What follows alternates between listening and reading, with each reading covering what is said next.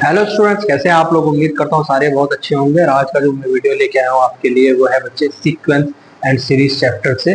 उसके अंदर हमने एक टॉपिक पढ़ना है that's called GP, geometrical progression. वो क्या होता है, कैसे वो मीन्स उसके क्वेश्चन सॉल्व होते हैं, फॉर्मूला, सारी चीजें मैं वन बाय वन आपको बताऊंगा। तो और फिर एक क्वेश्चन भी उसके करके आपको दिखाऊंगा उसका। हम स्टार्ट करते हैं, देखेंगे बच्चे। सबसे पहले जीपी के बारे में बताता हूँ, जीपी क्या होता है। तो जीपी के अंदर हमारी एक सीरीज बनती है, सीरीज का ही है, ठीक है। जैसे आपने एपी पढ़ा है, ए ए आर, इस तरह की एक सीरीज आएगी बच्चे, ठीक है। A r square, a r cube, so on, ए समझे, ए आर, ठीक है। तो जो हमारा ये फॉर्मूला रहेगा ना,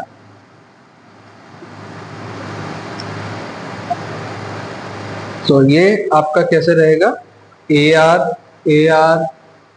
स्क्वायर, इस तरह से करते करते हम लोग इसको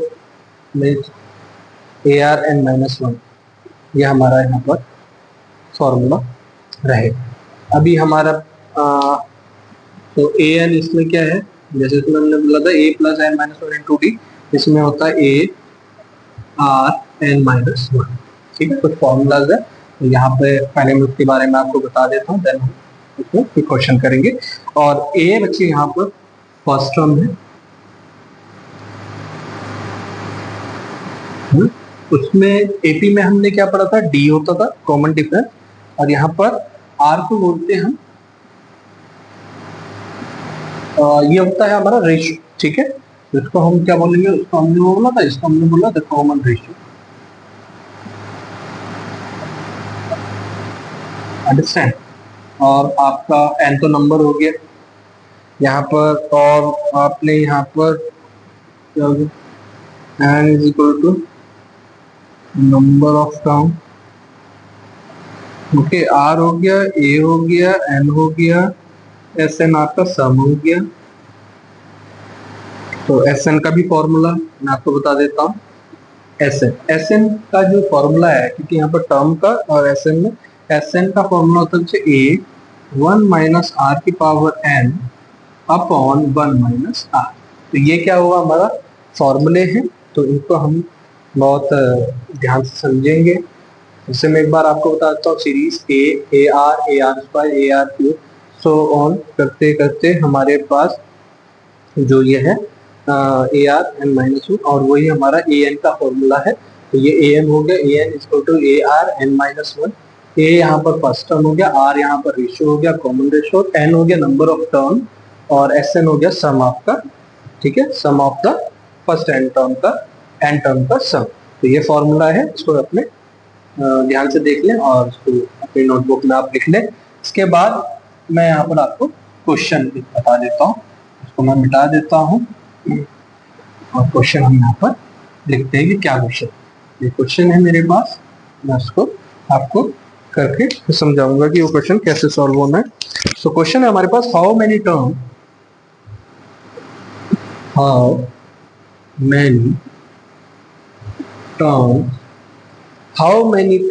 of the GP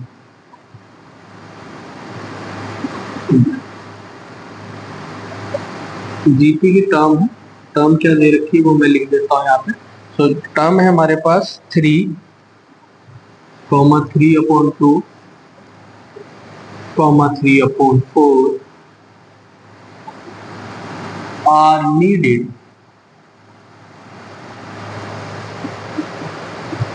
to give the sum,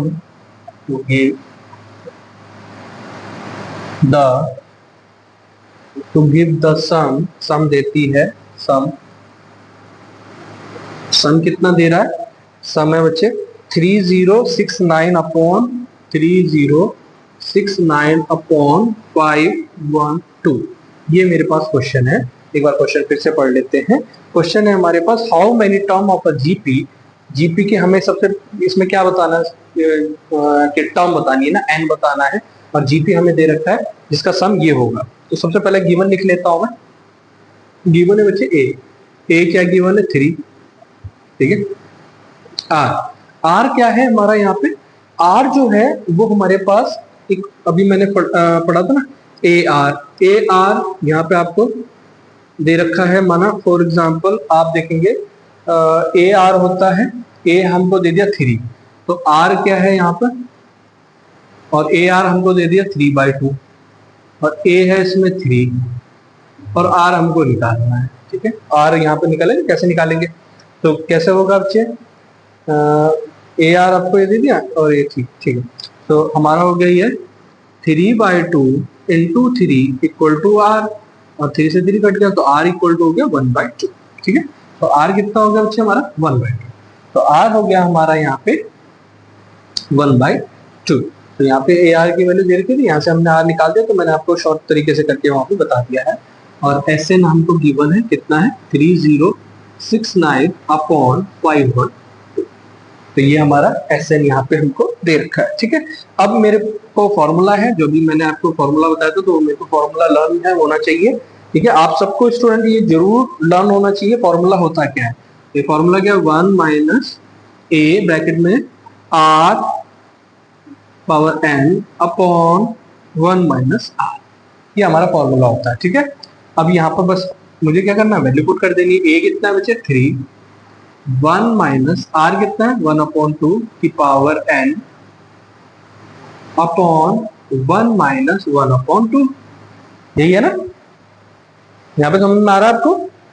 ठीक है, तो हमारा जो फॉर्मूला जब हमने खोला तो हमको ये पता चल गया है कि ये हमारे पास चीज है। इसी को मैं यहाँ पे आगे फर्दर कर देता हूँ, 3 1 और ये होगा 2, तो 2 में से 1 गया तो क्या बच गया बच्चे, यहाँ पर हमारा क्या हो गया 1/2 की पावर, इसको अगर मैं ऐसे लिखूं 1 माइनस 1/2 की पावर n अपॉन 2 माइनस 1/2, यही तो हो गया ना, जब हमने इसको खोला तो ये बन गया। ठीक है, तो ये कितना हो जाएगा, ये हमारा ऊपर चला गया तो ये बच गया 6। देखें यहाँ पे 2 है, ऊपर चला गया 6, और बन गया 1 माइनस 2 में से 1 गया 1, तो 1/2 है, 2 ऊपर चला गया, 3 2 6, 1 माइनस 1/2 की पावर n। ठीक है, यहाँ तक आपको समझ में आ गया, गुड। सो ये कितना होगा बच्चे 1/6, कैसे हो गया, 2 में से 1 गया 1, 1/2 था, 2 ऊपर चला गया, 3 2 6, तो ये बच गया 6 और ब्रैकेट में 1 माइनस 1/2 की पावर n। ठीक है, और हमारा एस एन वहां पर जो है उसको हम लिख लेंगे, और अब जो है इसको हम सॉल्व करेंगे। इसके बाद क्या होगा, नेक्स्ट स्टेप, हमको एस एन दे रखा है, वो मैं यहाँ लिख देता हूँ, 306/9/512 6 माइनस 1/2 की पावर n। तो ये जो 6 है, ठीक है, 6/2 की पावर n। ओके, तो अब हम क्या करेंगे, इसमें ये वाला जो 6 है इसकी मल्टीप्लाई यहाँ पे कर देंगे, और इक्वल टू, इसको मैं फिर से आपको लिख के बता देता हूँ। तो यहाँ पे क्या हुआ था हमारा 3069/512 इंटू 6 इक्वल टू 1 माइनस 1/2 की पावर n। ठीक है, इस तरह से हमने इसको कर दिया है, और यहाँ पर हमारा क्या आ जाएगा, इसके बाद नेक्स्ट स्टेप पे ये हो जाएगा 3069 और 512 इंटू 6, 512 इंटू 6 3072। ठीक है, तो कितना बच गया, यहाँ कितना आ गया बच्चा 3072 इक्वल टू 1 माइनस 1/2 की पावर n। ठीक है, अब हम एक साइड में कर लेंगे 1/2 की पावर n को, इक्वल टू ये इधर चला जाएगा, तो कितना हो जाएगा ये 1 माइनस 3069/307। यहाँ तक समझ में आ रहा है कैसे किया। 1 क्या हुआ कि 1 जो है 1/2 की पावर n वाला एक साइड में ले लिया, और इसको इधर ले आए, इसको इधर ले आए, तो 1/2 की power n is equal to 1 minus 3। अब यहाँ पर हमने क्या करना है, यहाँ पे हमने इसका एलसीएम ले लेंगे, है ना।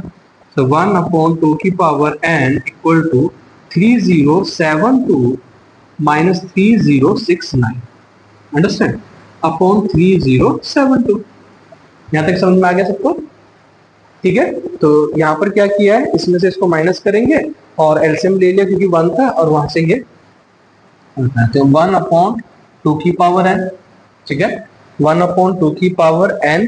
और अब है ये कितना है, 69 है, 72 है।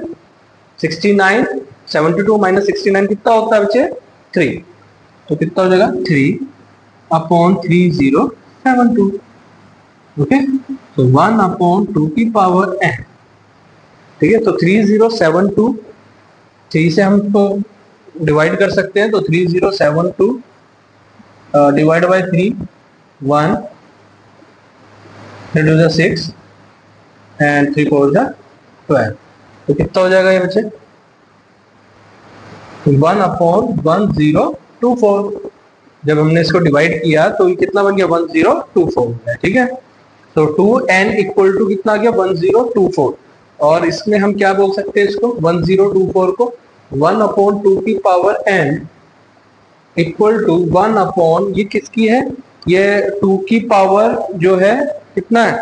10। 2 की पावर 10 की वैल्यू कितनी हो जाएगी? 1024। 2 की पावर 10 को जब करेंगे ना तो उसकी वैल्यू कितनी हो जाएगी? 1024।